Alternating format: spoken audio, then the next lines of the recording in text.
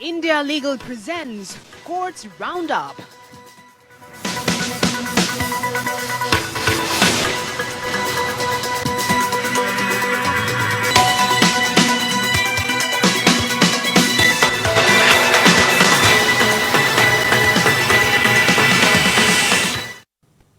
नमस्कार, courts roundup में आप सभी का स्वागत है। मैं हूं आपके साथ रेशु त्यागी। इस बुलेटिन में अगले आधे घंटे हम आपको कोर्ट से जुड़ी तमाम छोटी बड़ी खबरों से रूबरू करवाएंगे। कोर्ट की कार्यवाही और सुप्रीम कोर्ट से लेकर हाई कोर्ट और लोअर कोर्ट्स तक के फैसलों को आपके सामने रखेंगे। आगे बढ़ने से पहले एक नजर हेडलाइंस पर।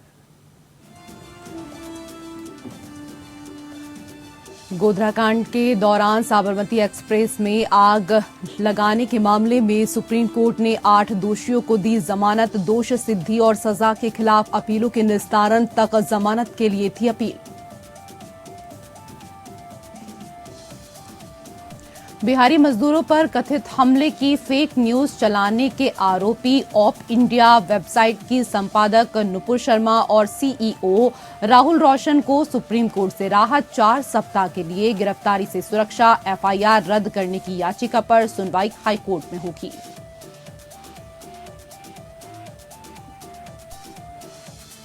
सुप्रीम कोर्ट ने ईद से पहले ज्ञानवापी मस्जिद परिसर में वुजू के लिए पानी की व्यवस्था करने का दिया आश्वासन। जिला मजिस्ट्रेट को पानी में पर्याप्त संख्या में टब की व्यवस्था के दिए निर्देश।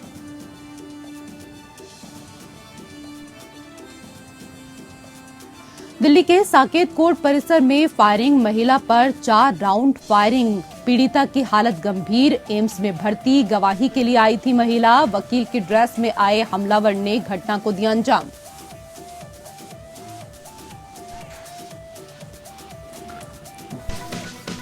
India Legal presents Courts Roundup.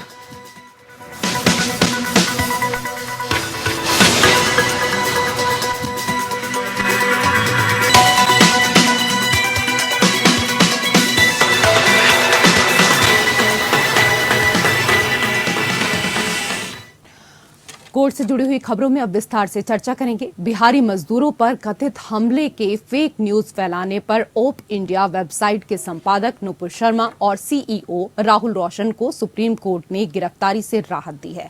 हालांकि कोर्ट ने तमिलनाडु पुलिस की एफआईआर रद्द करने की याचिका पर सुनवाई से मना किया और कहा कि सीआरपीसी की धारा 482 के तहत आरोपी हाई कोर्ट में अपील कर सकते हैं।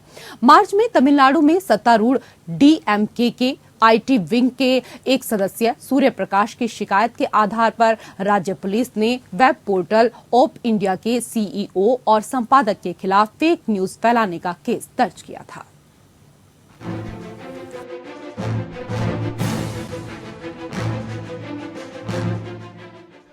सुप्रीम कोर्ट ने बिहारी मजदूरों पर कथित हमले की फेक न्यूज फैलाने पर तमिलनाडु पुलिस द्वारा दर्ज एफआईआर मामले पर सुनवाई की। सुप्रीम कोर्ट ने ऑप इंडिया वेबसाइट की संपादक नुपुर शर्मा और मुख्य कार्यकारी अधिकारी राहुल रोशन को बिहारी प्रवासी की यातना के संबंध में वेबसाइट पर प्रकाशित एक कथित फर्जी कहानी के लिए तमिलनाडु पुलिस द्वारा उनके खिलाफ दर्ज एक मामले में 4 सप्ताह के लिए गिरफ्तारी से सुरक्षा प्रदान की। न्यायाधीश डीवाई चंद्रचूड़ और न्यायमूर्ति पीएस नरसिम्हा की पीठ ने आदेश दिया कि शर्मा और रोशन के खिलाफ 4 सप्ताह तक कोई कठोर कार्रवाई नहीं की जाएगी। अदालत ने हालांकि कहा कि वह मामले को रद्द करने की प्रार्थना पर विचार नहीं करेगी और याचिकाकर्ता इसके संबंधित न्यायिक उच्च न्यायालय का दरवाजा खटखटा सकते हैं। सीजेआई डीवाई चंद्रचूड़ और जस्टिस पीएस नरसिम्हा की पीठ ने कहा कि याचिकाकर्ताओं के पास सीआरपीसी की धारा 482 के तहत उच्च न्यायालय का दरवाजा खटखटाने का एक वैकल्पिक उपाय है और याचिका पर विचार करने से इनकार कर दिया। हालांकि पीठ ने याचिकाकर्ताओं को 4 सप्ताह के लिए प्राथमिकी के आधार पर किसी भी कठोर कार्रवाई से सुरक्षा प्रदान की ताकि वे न्यायिक उपायों का लाभ उठा सके। मामले में दर्ज एफआईआर को ऑनलाइन पोर्टल ऑफ इंडिया के संपादक और संस्थापक नुपुर शर्मा राहुल रोशन ने याचिका दायर कर चुनौती दी थी। जब मामला उठा तो सीजेआई डीवाई चंद्रचूड़ ने याचिकाकर्ता के वकील सीनियर एडवोकेट महेश जेठमलानी से पूछा कि हाईकोर्ट का रुख क्यों नहीं किया जा सकता। सीजेआई ने कहा, हम अनुच्छेद 32 के तहत प्राथमिकी को कैसे रद्द कर सकते हैं? आप मद्रास हाई कोर्ट जाएं हालांकि जेठमलानी ने ये कहकर बेंच को मनाने की कोशिश की कि कुछ मामलों में एफआईआर को अनुच्छेद 32 के तहत रद्द कर दिया गया है। बेंच ने कहा कि अनुग्रह प्रत्येक मामले के तथ्यों और परिस्थितियों पर निर्भर करेगा। जेठमलानी ने इसके बाद याचिकाकर्ताओं के हाईकोर्ट जाने तक सुरक्षा की गुहार लगाई। उन्होंने इस बात पर प्रकाश डाला कि पहली याचिकाकर्ता एक महिला और 6 साल के बच्चे की मां है। याचिकाकर्ताओं ने कहा कि पोर्टल ने एक अन्य समाचार पत्र द्वारा प्रकाशित समाचार लेख के आधार पर रिपोर्ट प्रकाशित की और जब ये गलत पाया तो इसे वापस ले लिया गया। पिछले महीने तमिलनाडु में कथित तौर पर हिंदी भाषी प्रवासी श्रमिकों पर हमले के वीडियो सोशल मीडिया पर खूब वायरल हुए थे। दावा किया गया था कि बिहारी प्रवासी मजदूरों को हिंदी बोलने पर निशाना बनाया जा रहा है। हालांकि राज्य पुलिस विभाग ने इसे फेक न्यूज करार दिया था। Bureau report.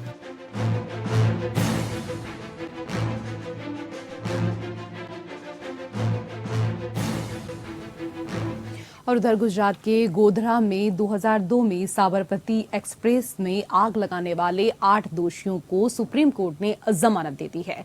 उम्र कैद की सजा काट रहे लोगों को कोर्ट से राहत मिली है। ये सभी दोषी 17 से 20 साल की सजा काट चुके हैं। वहीं सुप्रीम कोर्ट ने 4 दोषियों को फिलहाल जमानत देने से इनकार कर दिया है। इसको निचली अदालत ने फांसी की सजा दी थी, लेकिन बाद में हाईकोर्ट ने उम्र कैद में तब्दील कर दिया था।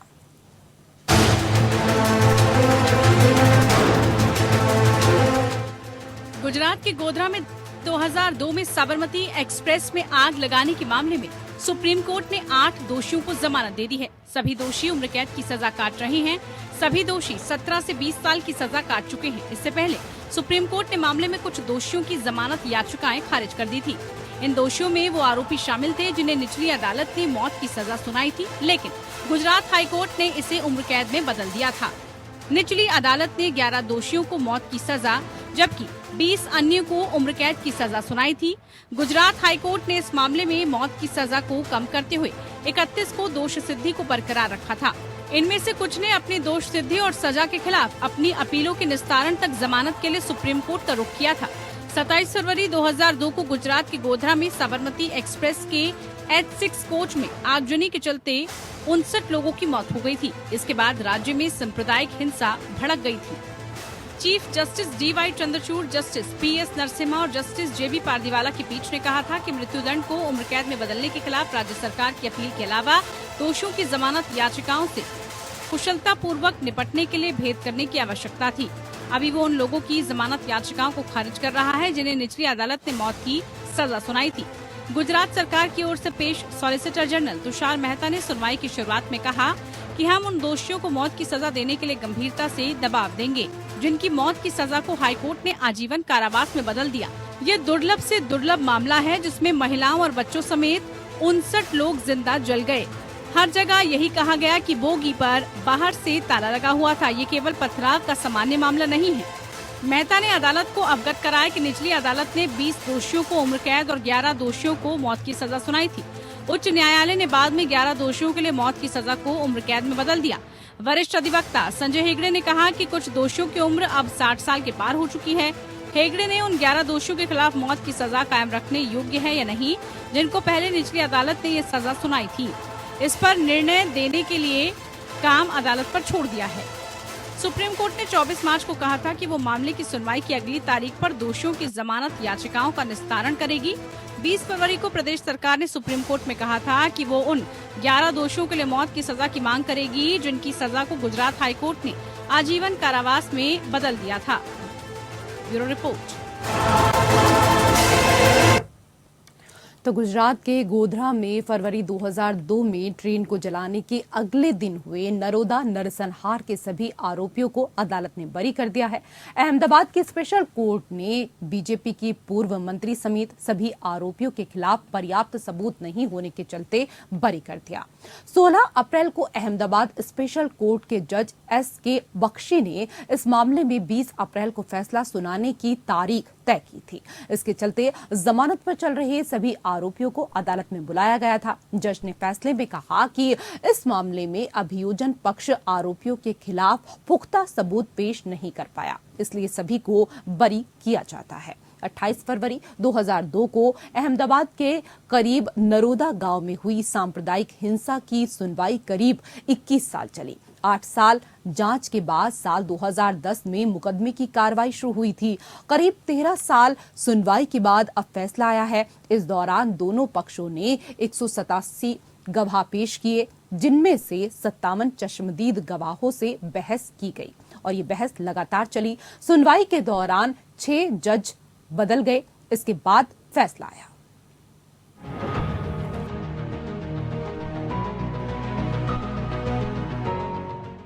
गुजरात के नरोदा गांव दंगे मामले में स्पेशल कोर्ट ने फैसला सुना दिया है।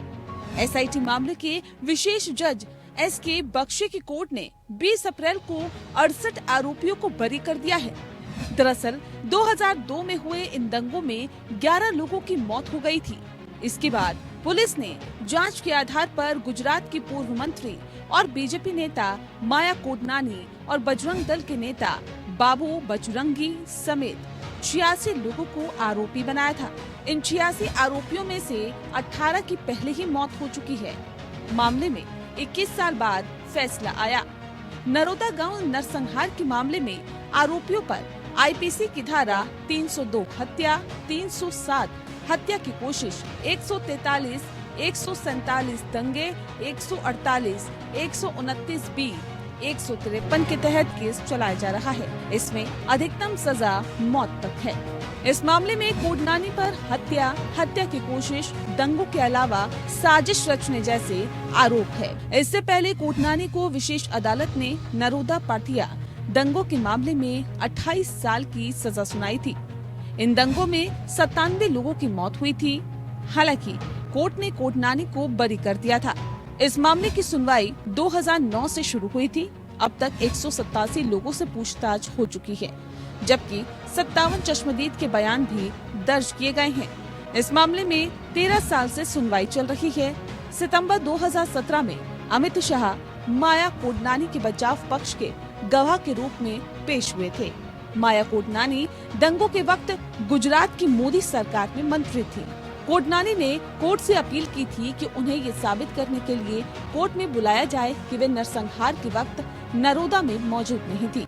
गुजरात में वर्ष 2002 में हुए दंगों के दौरान अहमदाबाद के नरोदा पाटिया इलाके में 97 लोगों की हत्या कर दी गई थी। इस दंगे में 33 लोग घायल हुए थे। इस घटना को गोधरा में साबरमती एक्सप्रेस ट्रेन को जलाए जाने के एक दिन बाद अंजाम दिया गया था। जब यह हादसा हुआ था तब जो सरकार थी उस सरकार ने चौक्कस पॉलिटिकल इल मोटिव से नरेंद्र भाई को और पूरे गुजरात को बदनाम करने की साजिश की थी। वो साजिश आज चुकाने से नाकाम हो गई है, क्योंकि जिस बेस पर गुजरात के लोगों को और नरेंद्र भाई को, गुजरात की सरकार को, भाजपा की सरकार को इन्वॉल्व करने की कोशिश की थी, वो चुकाने से निष्फल गई। कोर्ट ने कौन से मुद्दों को ध्यान में लेकर ये जजमेंट दिया हो? अभी ये मैं नहीं कह सकता हूं, क्योंकि मेरे पास अभी चुकादा की कॉपी नहीं आई है, इसलिए मैं समीक्षा नहीं कर सकता हूं। लेकिन इतना जरूर कहूंगा, जो भी एविडेंस सरकार और एसआईटी का था वो कोर्ट ने माना नहीं है। वो शायद आशीष खेतान का एविडेंस हो या दूसरा किसी का हो, लेकिन जब गृह मंत्री ने जो 45 मिनट में बयान दिया था डिफेंस विटनेस, उसको भी माना होगा, जो भी बताऊं। लेकिन जो कॉन्स्पिरेसी, पॉलिटिकल कॉन्स्पिरेसी थी, वो आज इस चुकादे से वो विफल हो गई है, ऐसा मेरा मानना है। जो भी एक्यूज थे उनकी क्या आज फीलिंग थी? वो सब कोर्ट में, ओपन कोर्ट में चुकादा सुनने के बाद सबकी आंख में हर्षाश्रु थे। वो छूटे उसके एहसास नहीं था उनका, लेकिन उनके साथ न्याय हुआ, न्याय का अनुभव हुआ। 2009 नरोदा पाटिया कांड का मुकदमा शुरू हुआ। इसमें 62 आरोपियों के खिलाफ आरोप दर्ज किए गए थे। 2012 अगस्त में एसआईटी मामलों के लिए विशेष अदालत ने बीजेपी विधायक और राज्य की मोदी सरकार में पूर्व मंत्री माया कोडनानी और बाबू बजरंगी को हत्या और षड्यंत्र रचने का दोषी पाया। इसके अलावा 32 अन्य को भी दोषी ठहराया गया था। कोडनानी को 28 साल की सजा हुई, जबकि बाबू बजरंगी को आजीवन कारावास की सजा हुई। विशेष अदालत के फैसले को दोषियों ने हाईकोर्ट में चुनौती दी।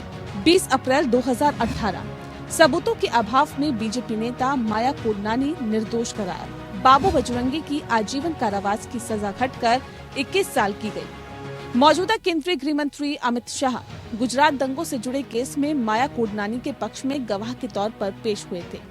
शाह ने ये गवाही एक अन्य केस में गुजरात हाईकोर्ट में दी थी।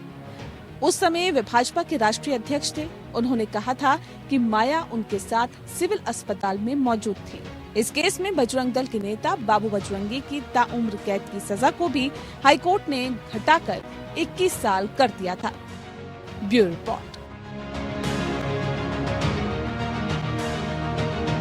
सुप्रीम कोर्ट ने ईद उल फित्र से पहले शुक्रवार को वाराणसी में ज्ञानवापी मस्जिद परिसर में वुजू के लिए पानी की उपयुक्त व्यवस्था करने के आश्वासन के बाद वुजू के लिए पानी की व्यवस्था करने संबंधित आवेदन का निस्तारण किया। प्रधान न्यायाधीश DY चंद्रचूड़ और PS नरसिम्हा की पीठ के समक्ष सॉलिसिटर जनरल तुषार मेहता ने आश्वासन दिया कि जिला प्रशासन द्वारा उस स्थान पर ईद के मौके पर मस्जिद में पर्याप्त पानी उपलब्ध कराया जाएगा जहां वुजू किया जाता है। पीठ ने इस आश्वासन को दर्ज करने के बाद ही आवेदन का निस्तारण किया। पीठ ने कहा, कलेक्टर या जिला मजिस्ट्रेट यह सुनिश्चित करेंगे कि पर्याप्त संख्या में टब हों और पानी के लिए सुविधाएं निकटता में उपलब्ध हों ताकि जो नमाजी नमाज अदा करने आए हैं उन्हें असुविधा न हो। सॉलिसिटर जनरल ने कहा, हमने जगह से 70 मीटर दूर शौचालय उपलब्ध कराए थे, लेकिन वो मस्जिद के परिसर के अंदर इन सुविधाओं की मांग कर रहे हैं। सॉलिसिटर जनरल ने कहा, शौचालय सिर्फ 70 मीटर दूर हैं। प्रबंधन समिति की ओर से पेश सीनियर एडवोकेट हुजैफा अहमदी ने इस तर्क का विरोध करते हुए कहा, क्यों मुस्लिम उपासकों को वुजू करने के उद्देश्य से परिसर से बाहर जाने के लिए मजबूर किया जाना चाहिए? वुजू के लिए नहीं, मेहता ने तुरंत स्पष्ट किया। उन्होंने समझाया, वुजू के लिए यह एक ही क्षेत्र है, मैं केवल शौचालय सुविधाओं के बारे में बात कर रहा था। सॉलिसिटर जनरल ने यह भी आश्वासन दिया कि वुजू के लिए मुस्लिम उपासकों को पानी उपलब्ध कराया जाएगा। जस्टिस नरसिम्हा ने सिफारिश की कि इस उद्देश्य के लिए बड़े टब उपलब्ध कराए जा सकते हैं। 6 टब हैं, मेहता ने कहा। उन्होंने आगे कहा, जिस जगह पर अभी वुजू की इजाजत है वहां हम 6 टब उपलब्ध कराते हैं।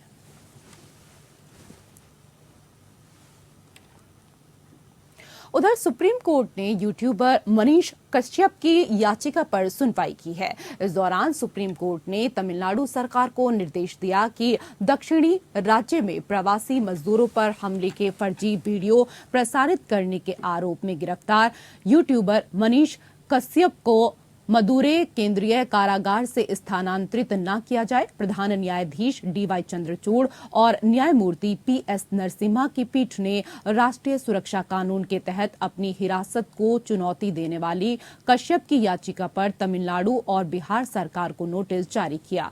पीठ ने कहा, अनुच्छेद 32 के तहत मांगी गई राहत के अलावा याचिकाकर्ता ने राष्ट्रीय सुरक्षा कानून के तहत उसके खिलाफ जारी हिरासत के आदेश को भी चुनौती दी है। याचिकाकर्ता को याचिका में संशोधन करने की अनुमति दी जाती है।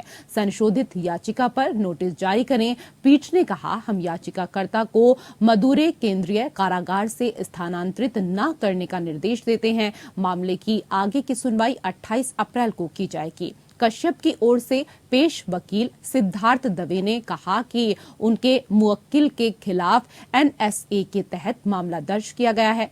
यूट्यूबर के खिलाफ तमिलनाडु में 6 और बिहार में 3 प्राथमिकियां पहले ही दर्ज हैं। चीफ जस्टिस DY चंद्रचूड़ ने इस पर हैरानी जताते हुए कहा, उनके खिलाफ NSA, इस व्यक्ति के खिलाफ ऐसा प्रतिशोध क्यों? तमिलनाडु सरकार की ओर से पेश हुए वकील कपिल सिब्बल ने कहा कि कश्यप ने यह दावा करने वाले फर्जी वीडियो बनाए कि बिहार के प्रवासी मजदूरों पर तमिलनाडु में हमले किए जा रहे हैं। सिब्बल ने कहा, उनके 60 लाख फॉलोअर्स हैं, वह एक राजनेता हैं, उसने चुनाव लड़ा है, वह कोई पत्रकार नहीं है। सिब्बल ने मामलों को बिहार स्थानांतरित करने का विरोध किया। सिब्बल ने कहा कि कश्यप को NSA के तहत हिरासत में ले लिया गया है और उन्होंने जवाब दाखिल करने के लिए समय मांगा।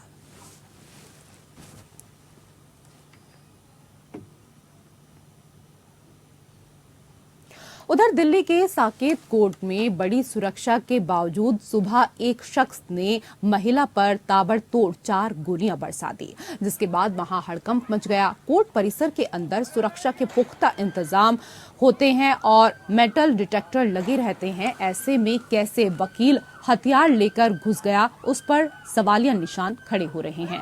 वकीलों ने बताया कि महिला किसी केस के सिलसिले में कोर्ट परिसर में पहुंची थी और मेन गेट के प्रवेश द्वार के नजदीक ही महिला को गोली मारी गई। हमलावर का जो पहचान है वो कामेश्वर प्रसाद उर्फ विनोद सिंह के रूप में हुई है, जो एक वकील हैं। आरोपी को काउंसलिंग ने एक अलग मामले में निलंबित कर दिया था। दावा किया जा रहा है कि हमलावर वकील ने पीड़ित महिला को 25 लाख रुपए दिए थे और बाद में महिला पैसा लौटाने में आनाकानी कर रही थी। आरोपी वकील द्वारा महिला को 4 गोलियां मारी गई, जो उसके पेट और अन्य हिस्सों में लगी हैं। मौके पर मौजूद दिल्ली पुलिस के एक SHO महिला को जीप में लेकर अस्पताल गए, जहां उसकी हालत गंभीर बताई जा रही है। आरोपी की पहचान भी हो गई है। कहा जा रहा है कि महिला और इस शख्स के बीच पैसों को लेकर दरअसल पुराना विवाद था।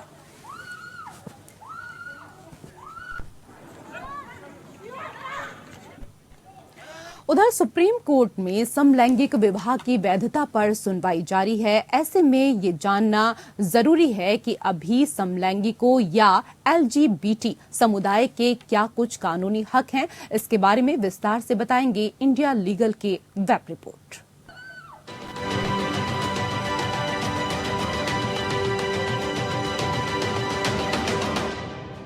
इंडिया में LGBTQ कम्युनिटी ने बहुत कुछ सहा है, बहुत कुछ सुना है। ईयर 2018 में सुप्रीम कोर्ट ने IPC 377 को अनकॉन्स्टिट्यूशनल डिक्लेयर कर दिया, क्योंकि इसमें सेम सेक्स एक्टिविटीज को क्रिमिनल ऑफेंस बताया गया था और ऐसा करने वालों को 10 साल की सजा होती थी। अब उनको एक नॉर्मल ह्यूमन की तरह राइट्स तो मिले, लेकिन कपल वाले राइट्स के लिए वो अभी भी लड़ रहे हैं। चलिए जानते हैं उन राइट्स के बारे में जो सेम सेक्स कपल्स को नहीं मिलते हैं। पार्टनर्स अगर एक दूसरे को गिफ्ट दे तो उन्हें टैक्स नहीं देना होता, वहीं सेम सेक्स कपल्स को ये छूट नहीं मिलती और 50,000 से ज्यादा का गिफ्ट देने पर टैक्स देना होता है। इंडिया में सरोगेसी से बच्चा पैदा करने के लिए मैरिड होना जरूरी है और सेम सेक्स कपल के लिए ये सुविधा नहीं है। साथ ही समलैंगिक जोड़ों को वो पेंशन नहीं मिलती जो कपल्स को मिलती है। पार्टनर की डेथ होने पर सेम सेक्स कपल्स अनुकंपा नियुक्ति से नौकरी की डिमांड नहीं कर सकते। ये कपल्स पारिवारिक बीमा पॉलिसी से भी वंचित रह जाते हैं। इन्हें पार्टनर की मौत के बाद संपत्ति का अधिकार भी नहीं मिलता। सेम सेक्स कपल्स को मरे हुए साथी की बॉडी भी नहीं मिलती, क्योंकि इन्हें परिवार नहीं माना जाता है। अभी कम्युनिटी सेम सेक्स मैरिज के लिए कोर्ट में लड़ रहे हैं। आप इस पर क्या सोचते हैं? इन्हें ये राइट मिलना चाहिए?